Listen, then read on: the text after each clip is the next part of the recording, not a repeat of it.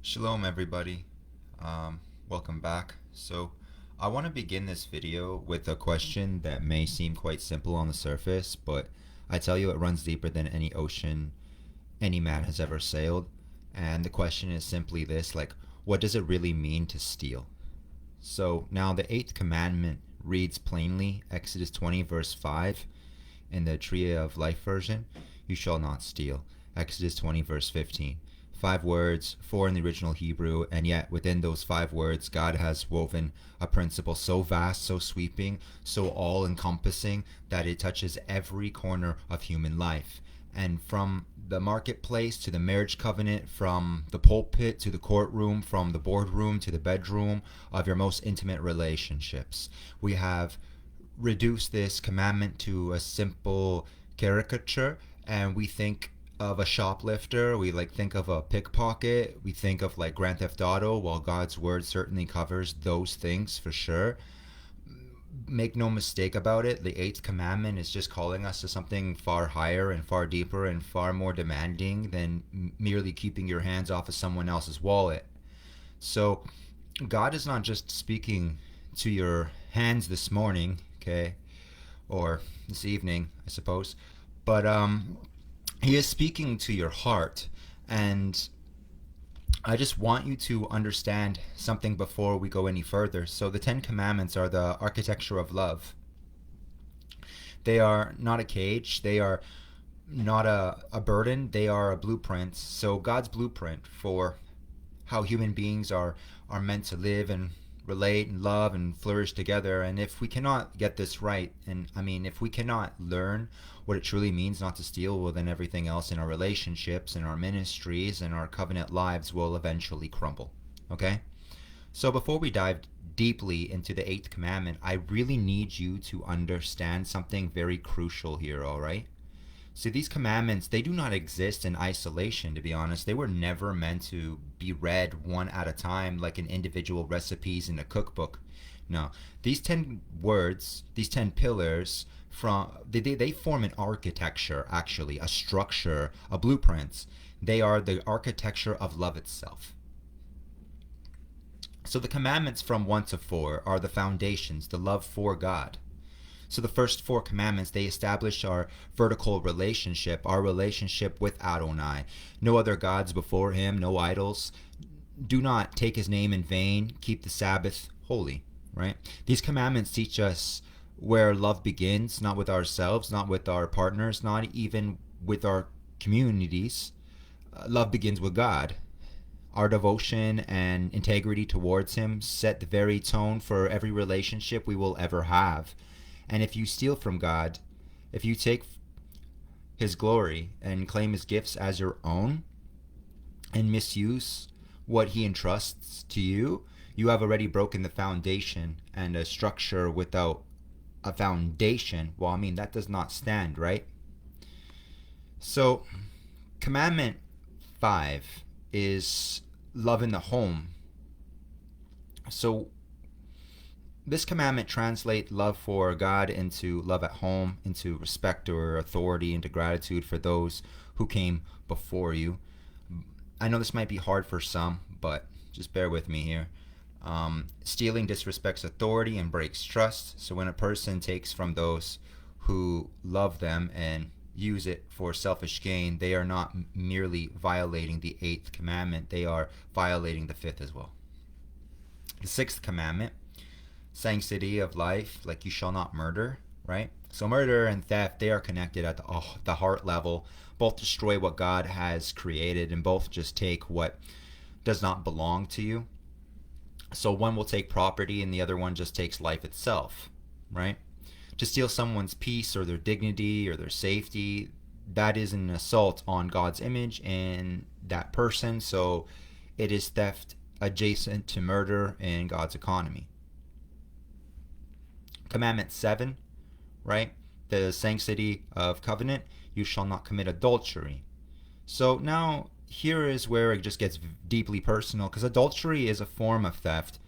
It is stealing what belongs to another, like their trust or intimacy or their covenant relationship with someone. The 8th commandment then expands this principle outwardly into every arena of life, okay? So money, possessions, work, reputation, time, reality. So when we arrive at Commandment 8, like thou shalt not steal, we are not arriving at an isolated rule. We are arriving at a keystone. We are arriving at the capstone of a moral arc. Remove it, and well, everything else collapses. So every commandment above it will lose its support, and every relationship beneath it will lose its integrity. So the 10th commandments are not just a list of rules, they are a living blueprint, and the 8th commandment is the keystone that holds like the whole structure together. So let me just tell you what stealing really looks like in the kingdom of God, all right? So because God is not just concerned with like physical theft. God is concerned with the full spectrum of what can be taken from another human being or from him. So let us just examine each dimension carefully, okay? So there's physical theft and fraud. Yes, taking money or like goods, property, that is extremely obvious. But what about manipulation, right? What about using cunning words and pressure tactics to take advantage of someone financially or even in business?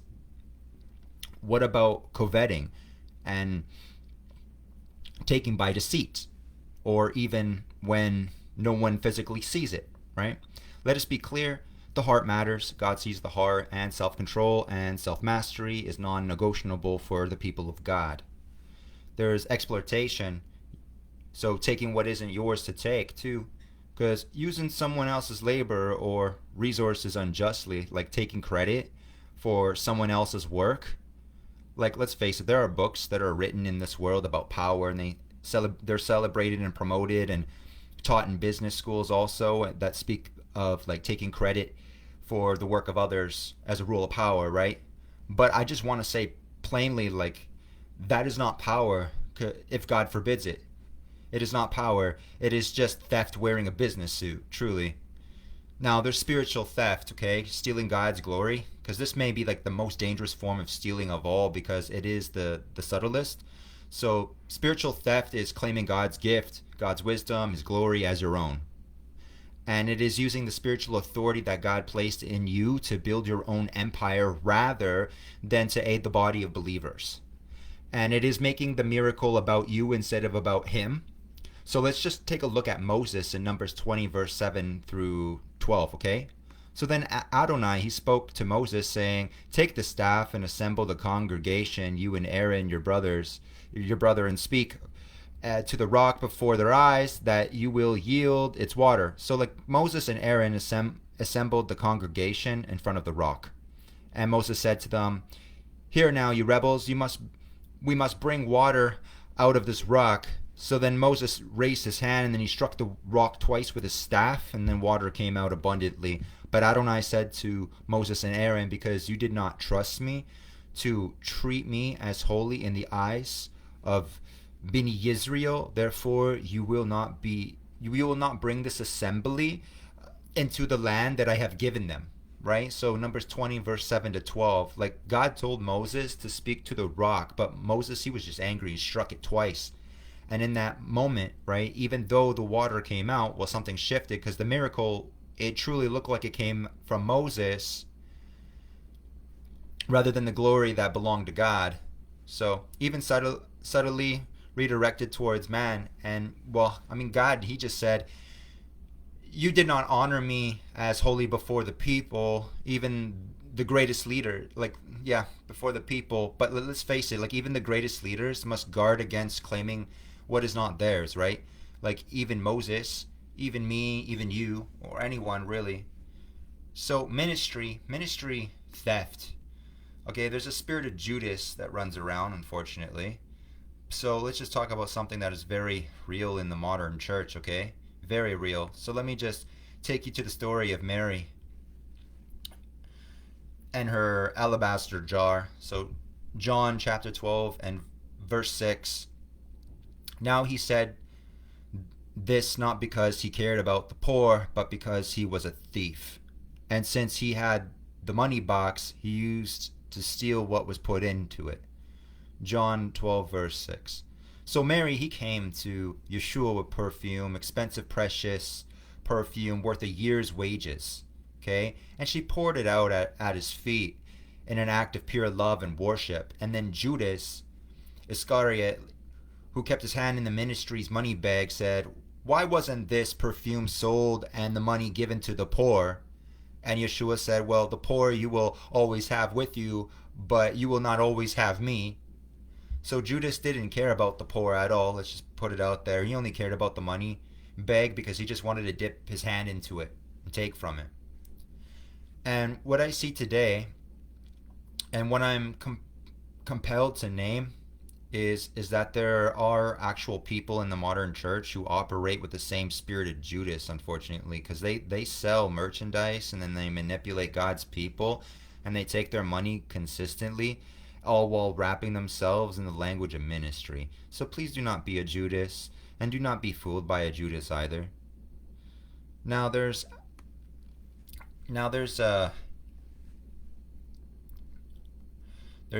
Ananias and Sapphira. So there's a warning, okay? So let's just turn to Acts chapter 5. So now there was a man named Ananias, and together with his wife, they sold a piece of property, and with his wife's full knowledge, well, he just kept part of the proceeds for himself, but brought the rest and just put it at the emissary's feet. And then Peter said that Ananias, why has Satan filled your heart to lie to the Spirit and keep back part of the proceeds of the land, right? They sold property and they said that they gave it all. They kept some for themselves, and God just struck them both dead. This was not merely a financial transaction gone wrong. This was a theft of trust. So trust from the community, trust from God himself.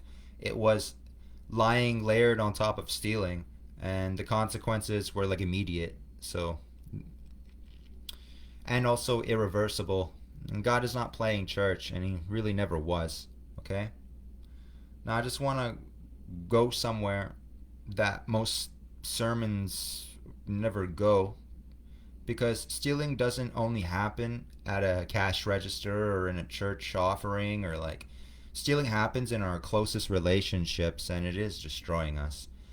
So let's just talk about stealing someone's reality first and foremost too. So when you gaslight someone, when you manipulate their perception of themselves, their story, their life, you are stealing. You are stealing their reality. You are reaching into their mind, and you're taking away their ability to trust and to decide and to act based on truth, and you are replacing God's order with your own agenda.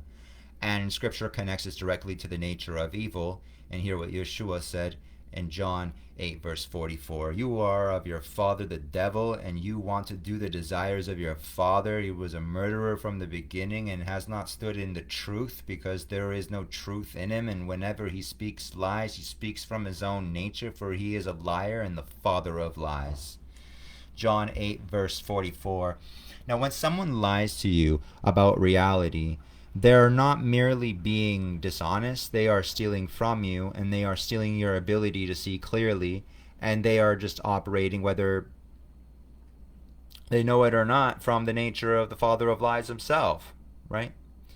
Now there's another form of theft that we must talk about too. So when people claim that they have a prophetic message from God, when in truth they may have only been repeating the thoughts and myths and imaginations that was really going on in their own mind.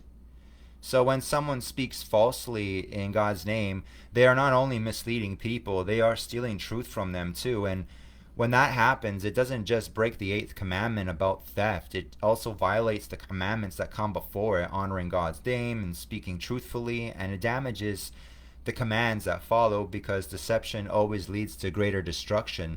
How can someone claim to be prophetic while breaking the very commandments that the prophets themselves held onto with their lives? Right? The true prophets of God feared him, they honored his word, and they protected truth above their own reputation. And if someone were truly hearing from God, they would recognize the seriousness of these things, and they would just call people back to integrity, back to obedience, back to the truth. But when someone cannot see this problem, it just raises some serious questions about whether the message was truly from God at all. As for me, I don't really want to chase titles. I'm not going around declaring myself prophet or whatever the case is, right? I'm just simply a brother, and I'm just pointing you towards the way. That is it. Now, manipulation, let's talk about that as theft, because let's face it, it is. If you manipulate someone through pressure and through emotional abuse and through fear tactics to gain money or status, even influence or compliance, that is stealing, right? Even if no cash changes hands, even if no crime is committed, your words and your actions and your influences have become an instrument of theft. There's also theft in a courtroom and family. So consider what happens in our court systems. Like a person can steal a car or goods, property, and go before a judge, and then layer lying on top of that theft and that compounding, sin upon sin. Now you've stolen truth and credibility along with whatever the original theft was. And families, well, I mean, there's parental alienation is literally theft, stealing children from other parents, right? Or another parent, stealing peace from the home, stealing decades of trust from the people who love each other. Stealing doesn't always stay small. I mean, ripples outwards and it destroys like multiple generations. There's the double theft. Like, you also steal from yourself too. Because here's what the manipulator and the thief never seen coming, their own ruin. Because when you see, okay, so when you steal from others, okay, you actually steal from yourself too, believe it or not.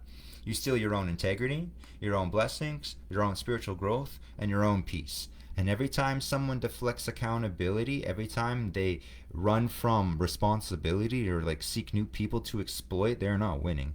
They are trapped in a cycle of theft, taking from another to temporarily, well, to temporarily feel gain while losing their own soul and peace and clarity and just walking with God.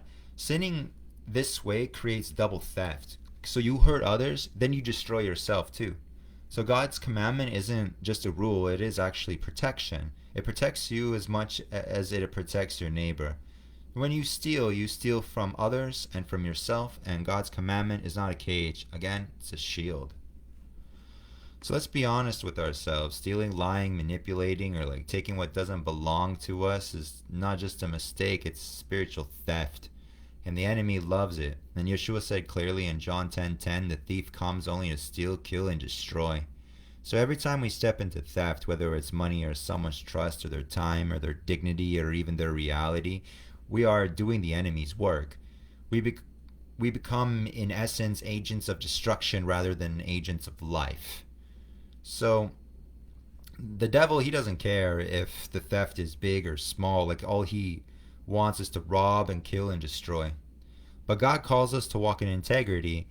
Every act of honesty, respect, and covenant faithfulness pushes back against the enemy. So every time we honor another person's boundaries, we give credit where it's due, or like, for instance, like we just keep our word even when there's no one watching. Like, we're just choosing life and blessing and God's kingdom over death and loss and destruction. Now, here's a challenge to ask ourselves when you get the chance. Where in my life am I participating in theft of someone else or my own blessings or even against God's design? Like, the enemy wants to steal your joy and your peace and your reputation, your relationships too. But when we live by God's commandments, we stop being part of the devil's plan and just start reflecting God's truth. So integrity isn't just about being honest, it is a spiritual weapon. Loyalty, justice, integrity are how we push back against theft, manipulation, and destruction in the world. So the Eighth Commandment is more than, hey, yo, don't steal.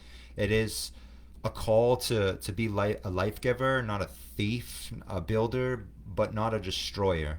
Okay? So when we walk this way, we are no longer like the thief who comes to steal, kill, and destroy. We are walking like Yeshua in protecting life and honoring truth and reflecting God's heart in every relationship, every word, and every action. Now, I want to talk about integrity now, because integrity and the Eighth Commandment are inseparable.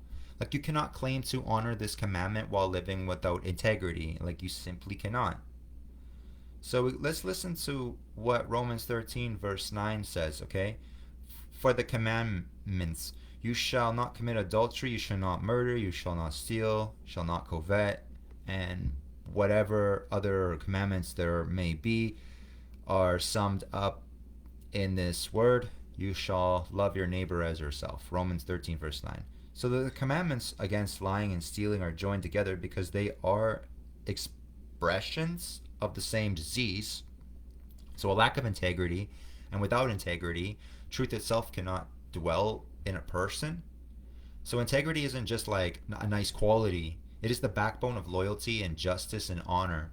Integrity means that your word matches your heart and your actions match your promises, and your life reflects truth even when no one is watching.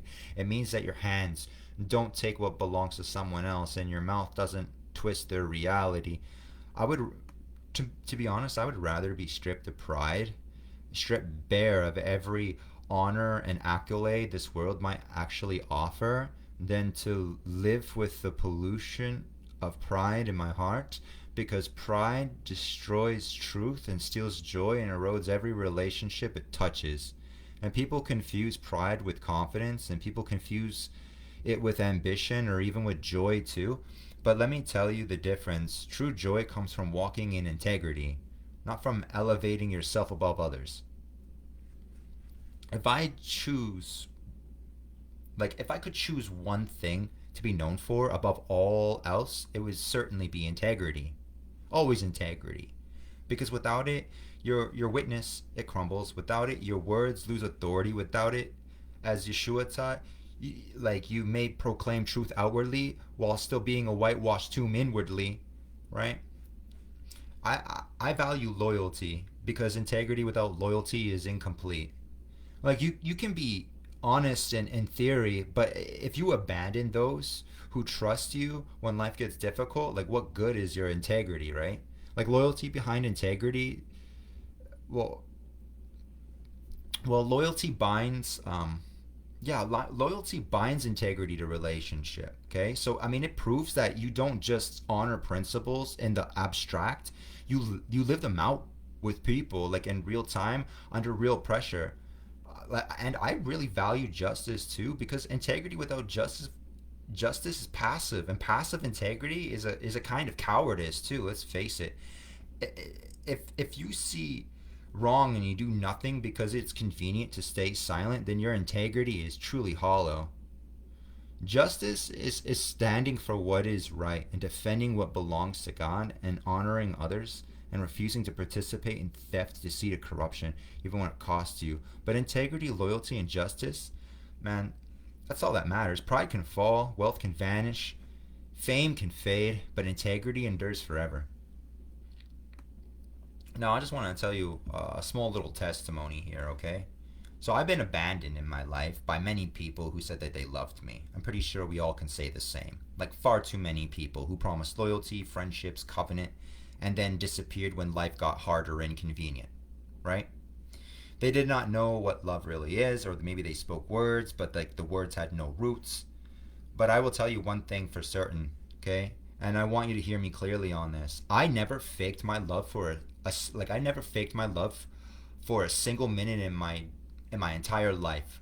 Every time that I said I loved you or I cared for you, I meant it with everything in me every single time. I've never faked it once. That's integrity right there.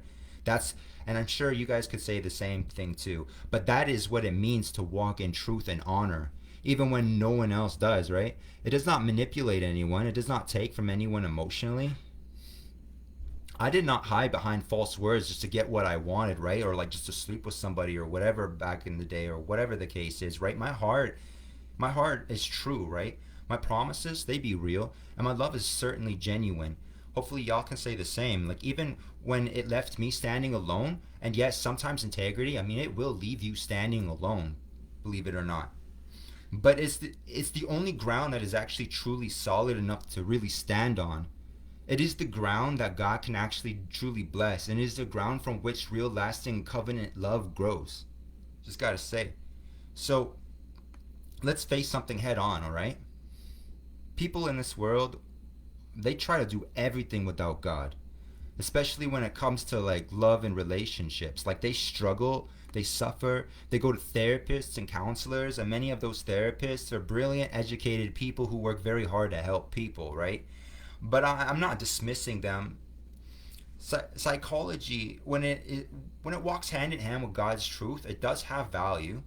Some medicine, when it's aligned with God's design, has value. I believe these things, but there is a problem the moment that you remove God from the center.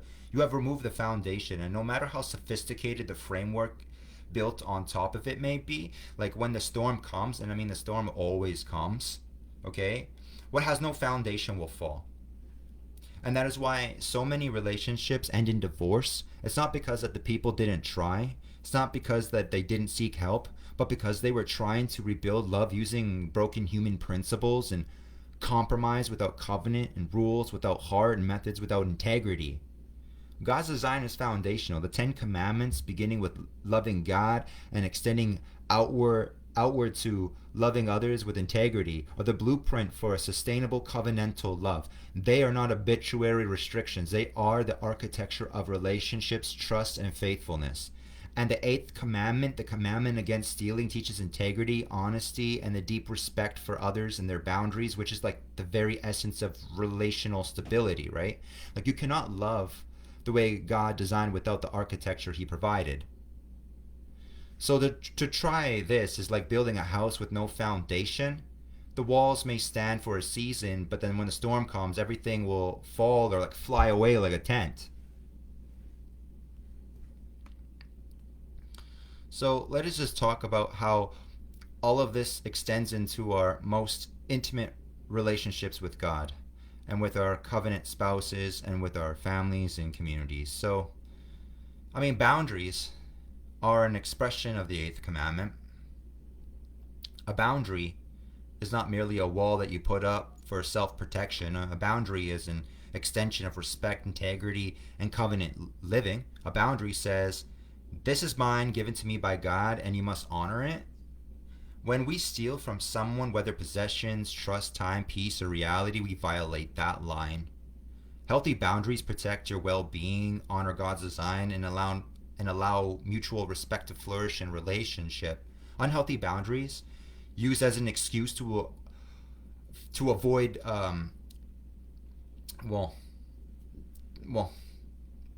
accountability, right?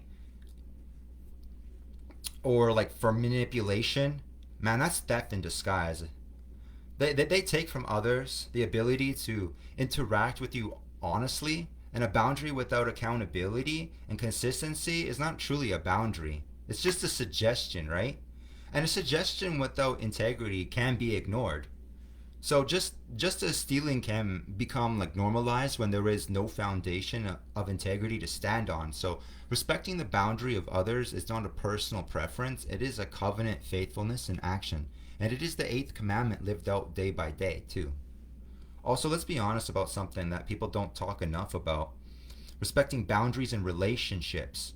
Oh man, this is a good one. Okay? If you cannot respect someone's relationship with their partner, or when their partner is present, then you shouldn't expect to walk into someone else's relationship at all.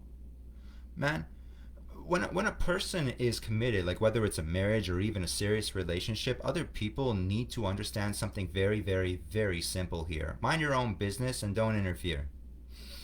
A relationship is a covenant between two people. That means there are lines, there are boundaries, and there is mutual respect to protect that bond. When one partner sets a boundary with someone outside the relationship, the other partner should honor it. Ignoring those boundaries doesn't just create tension, it opens the door to serious problems. Because let's face it, okay, boundaries exist to protect loyalty and faithfulness. When people ignore those lines, they start walking into territory that leads to betrayal. And what begins as, hey, just talking or just messaging or just hanging around can slowly turn into something else entirely.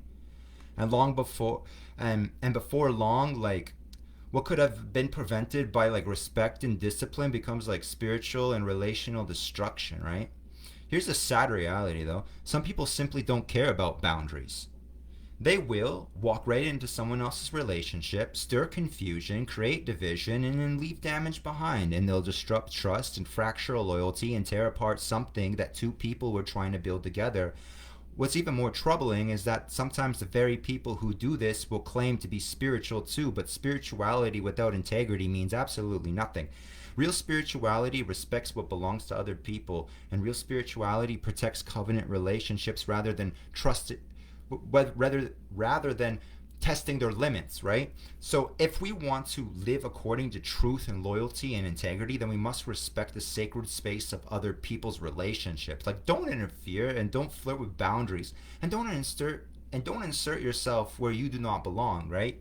Because protecting a relationship isn't just about avoiding conflict, it's about honoring love, honoring commitment, and honoring God's design for faithfulness. And scripture also warns about crossing those lines too. In Proverbs 6, verse 29, it says something like, "So is he who goes into his neighbor's wife, none who touches her will go unpunished," right?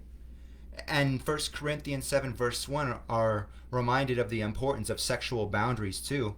It is good for a man not to touch a woman, right? A principle many understand as a warning to keep proper boundaries, especially when it comes to someone else's spouse, right?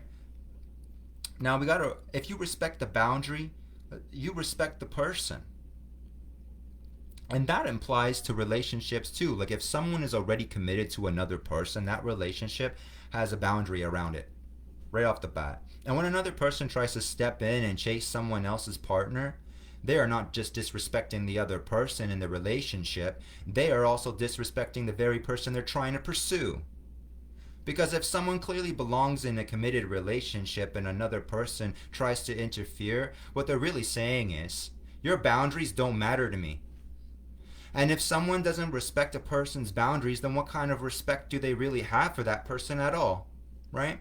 Healthy relationships require loyalty and discipline and respect from everyone involved, including people outside the relationship. And when someone tries to sneak into another person's relationship and flirt with someone else's partner, or just snag someone who is already committed, they're not acting out of love, they're just acting out of selfishness. And scripture warns about this very same thing here. In Proverbs 6, verse 27, it says, "Can a man scoop fire into his lap without his clothes being burned?"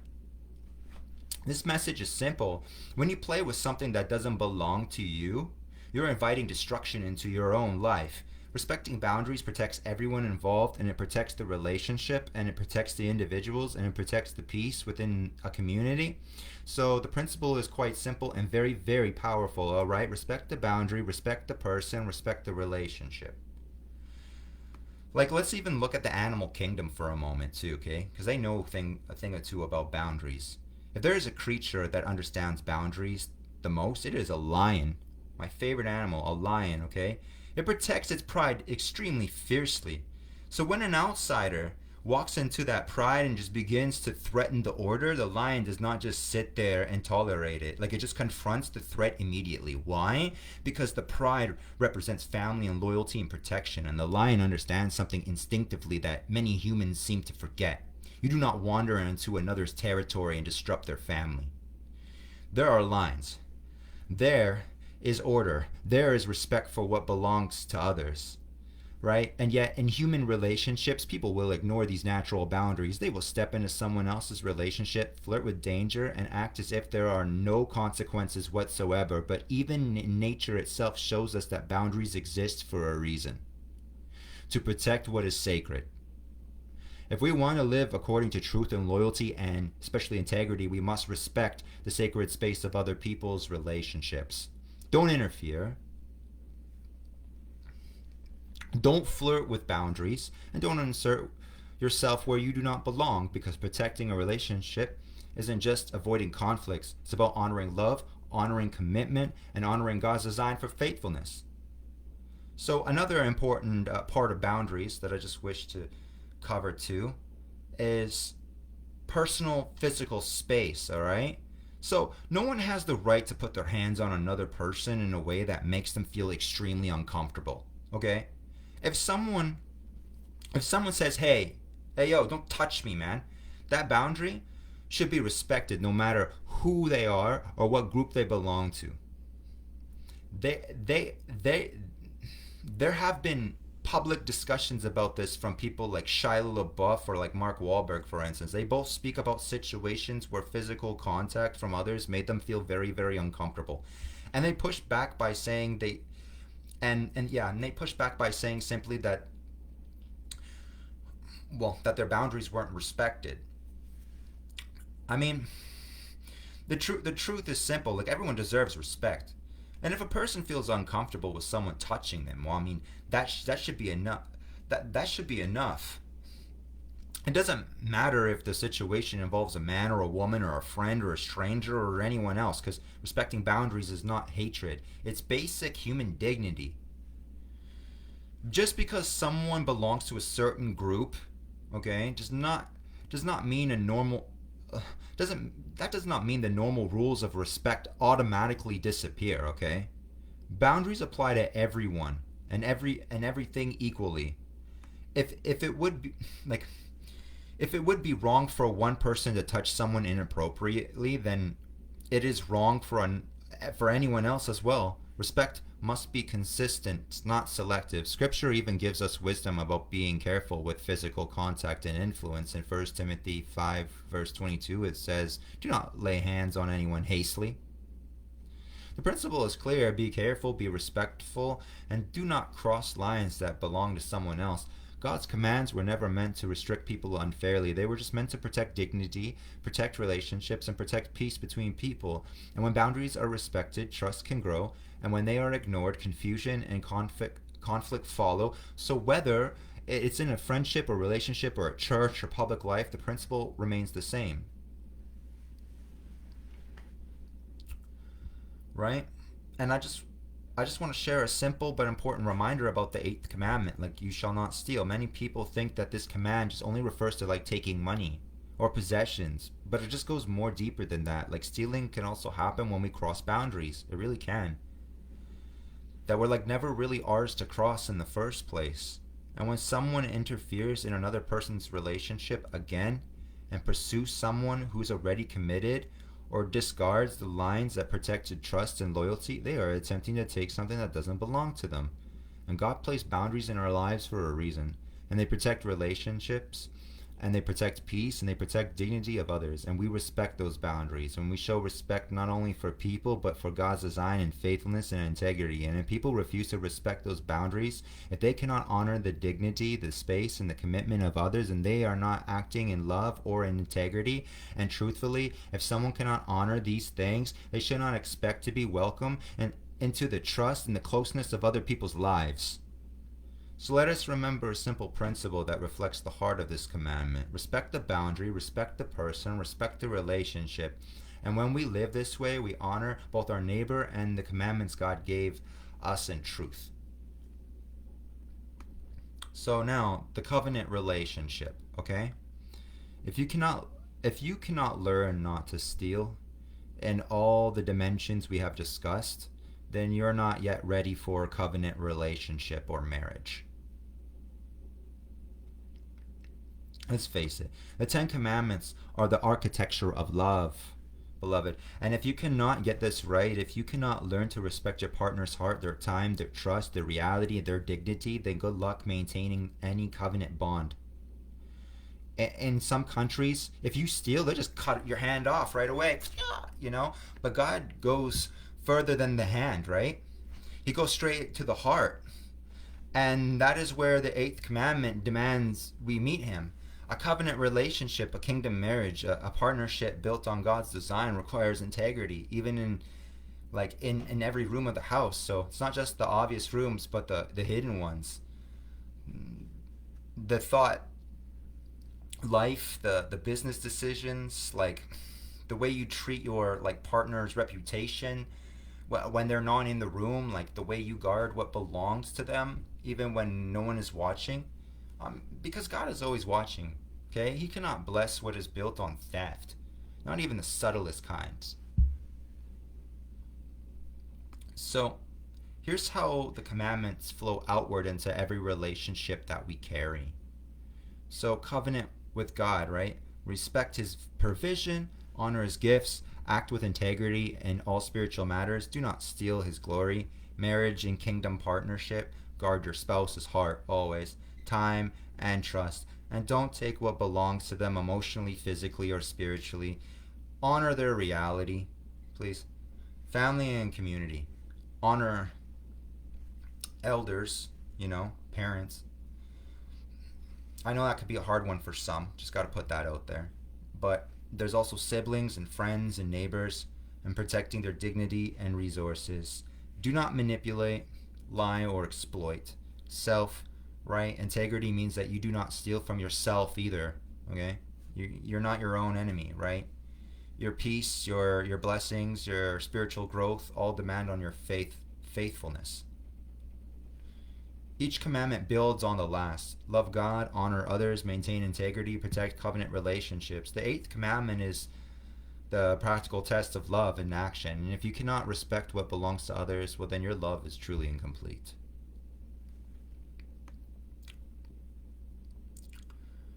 Now, I want to close this by doing what Yeshua did. And he took the law and raised the bar. And he said, "You have heard it said, do not murder, but I tell you, if you are angry with your brother without cause, you have already murdered in your heart."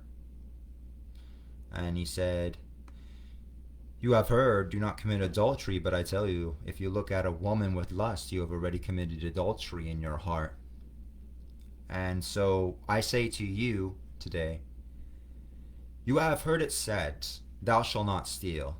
But I tell you guys, if you manipulate, you gaslit, you exploit, you misrepresent, if you take credit for another person's work, if you claim God's glory as your own, if you misuse ministry resources, if you violate someone's reality, or if you steal the trust of those who love you, you have already stolen.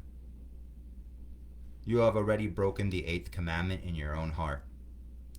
So God's standard is not merely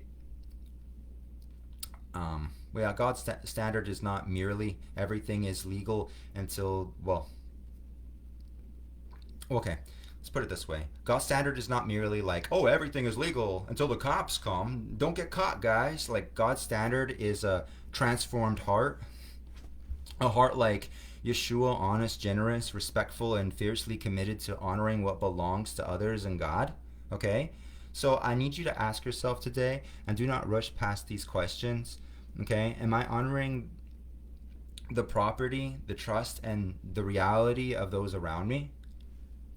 Am I using what God gave me to build his kingdom or to build his own name? Or to build, actually, it's like this, sorry. I have a lot in my mind. Am I using what God gave me to build his kingdom or to build my own name? And then am I speaking with integrity, or does my word match my heart? And am I living the Eighth Commandment fully, not just outwardly, but in the deep pieces of my heart?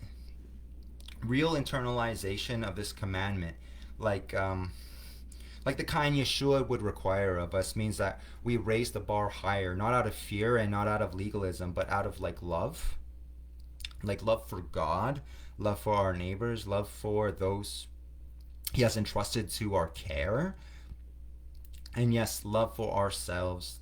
Please do not be your own enemy, because you cannot flourish while living as a thief, no matter what the world may tell you.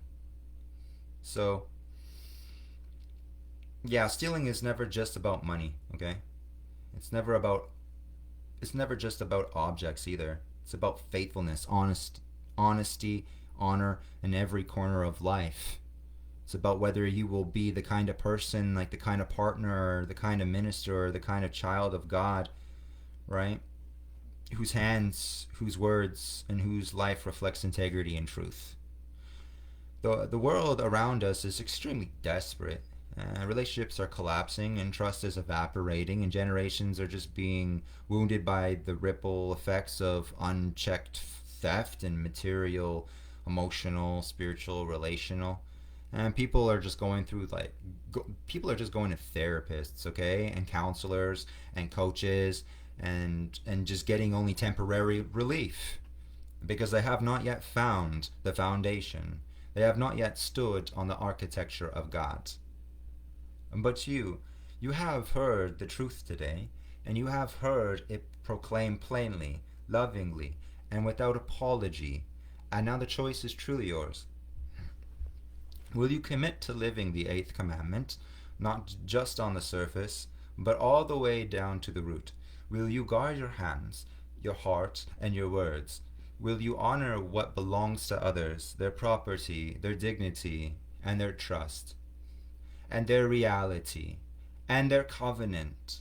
Or will you stop stealing glory from God and start lifting His name in everything that you do?